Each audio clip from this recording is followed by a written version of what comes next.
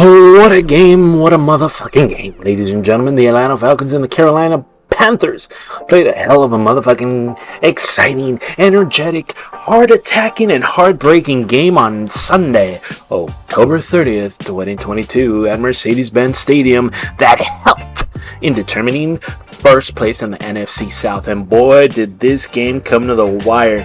And a final kick by the great Atlanta Falcons kicker, Koo, to seal the damn deal with a final score of 37-34 in favor of the Atlanta Falcons in overtime. Hi, ladies and gentlemen, my name is Mikey H, here for my take on All Sports Network channel. What a hell of a back and forth game we had with the Carolina Panthers and the Atlanta Falcons this past Sunday. Let's look back quarter by quarter and see how the Falcons won in overtime, ladies and gentlemen. In the first quarter, the Carolina Panthers ended up winning the quarter 3-0 against the Falcons by a 37-yard field goal by the Panthers kicker, Adrianiano.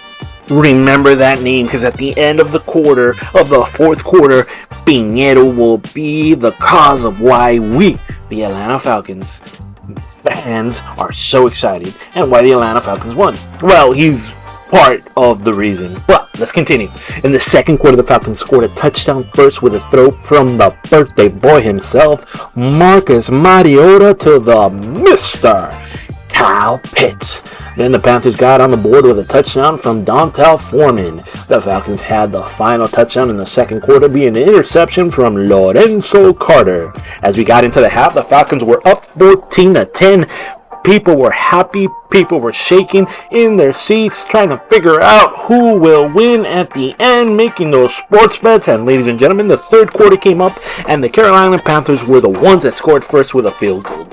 The Falcons got in a touchdown themselves afterwards from Tyler Algier. Let's go with the final and crazy-ass fourth quarter. This was probably one of the best quarters this 2022 NFL season.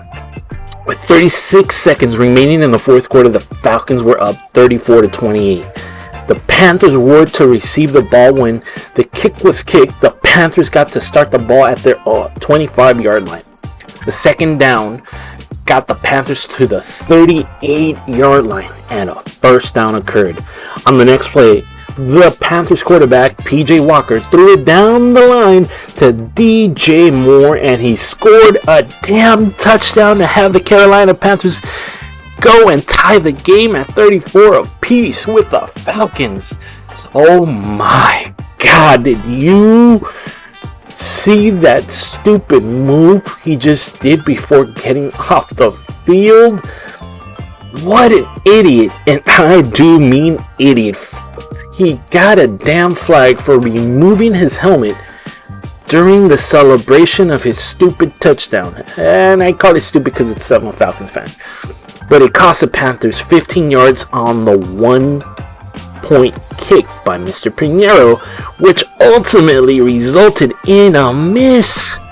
Mr. Piñero missed a 48-yard field goal attempt. Yes, he missed it. There is definitely a God over there where everyone is loving the Atlanta Falcons fan, and he is definitely a fan up there. He sent us a great DJ Moore to get a penalty, ladies and gentlemen. He's now remembered more for the damn penalty than the catch that tied the game. At least this is what Fox announcers also said in the end of the fourth quarter, and I say I agree. Woo! Said Ric Flair. Woo! What a game. The overtime was full of misses and stupidities on both sides until the Atlanta Falcons kicker, Mr. Koo, on a 41-yard attempt with 2 minutes left in overtime, set the world going crazy, and I went crazy loving it too.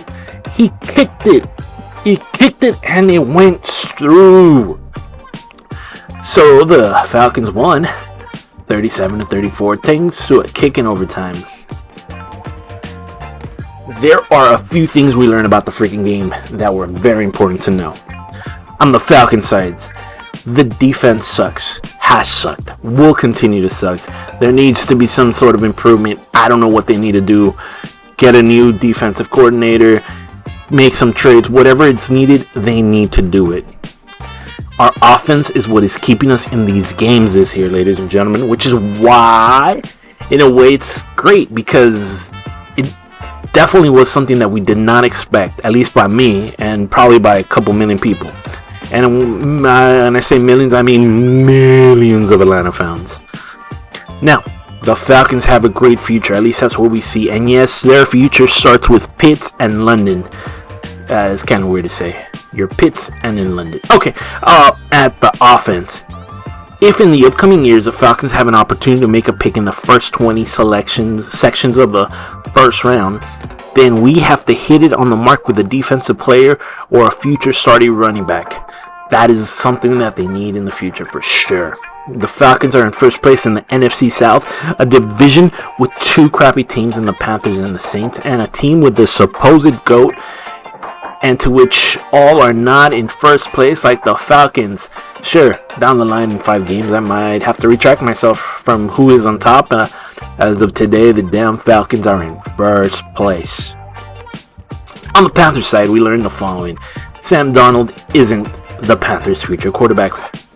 Baker Mayfield is not the Panthers' future quarterback, even though they're getting the most money of all the quarterbacks within the Panthers organization.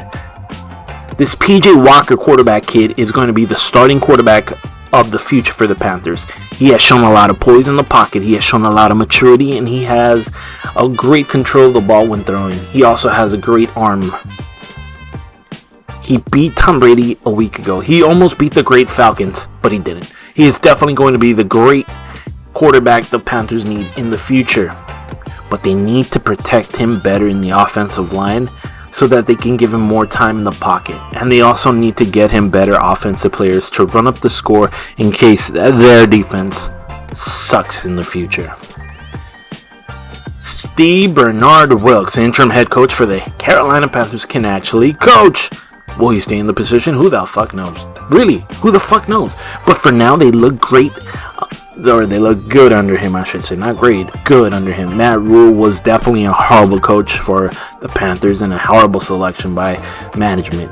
And Wilkes will most likely either get a chance to coach at another team based on what he's doing once the season ends, or he's either going to be an assistant coach under a new coaching regime they get at Carolina. The future looks bright in Carolina. Now, for something a little bit personal, ladies and gentlemen, I have to call out my Brazilian amigo, my compadre, Adrianiano, who for some weird reason or another, the guy lives in Austin, Texas, just because he wanted to follow his hero, the great Joe Rogan, which I do love hearing myself, so don't get me wrong, I'm not going against Joe. He's great.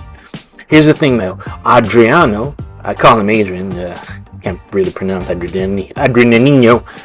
He texted me after the game because the great Texans is actually a Carolina Panthers fan, and he said, and I quote via text, "The Panthers are tanking and the Falcons still can't win. The Panthers want to lose." That was a quote. And I started thinking to myself, how do I contradict this? Well, I started thinking about these few things that came up to my mind. One, Adrian, you're a sore loser. Your team lost. Period. The Panthers are not, I repeat, are not tanking to get better position in the NFL draft. They were able to beat the hated and loathed Tampa Bay Buccaneers led by Tom Brady and the evil marching band. Because, he's evil. In my opinion or in my head. But who cares? Just on the game alone, if I wanted to tank, I would have lost that game in particular. They also beat the Washington Commanders. The Commanders. Come on. Tanking would institute a need to lose to a great team and crappy team. This includes the Commanders, Adriano or Adrian. The Panthers are trying to win, and to win now. They traded for an expensive quarterback and Baker Mayfield. They almost won against the Falcons. Keyword, almost, brother. This team was about to go into first place if they beat the Falcons, and they let the ball drop. Or more likely, the helmet. Bro, go back to soccer and stop assuming the Panthers want to lose. or want to tank. They'll be good in a few years. You're just hungry for the best young player instead of actually winning games. Come on. Am I wrong here? Let me know what you think in the comment area. Don't forget to like, subscribe, and tell your friends, your amigos, your compadres.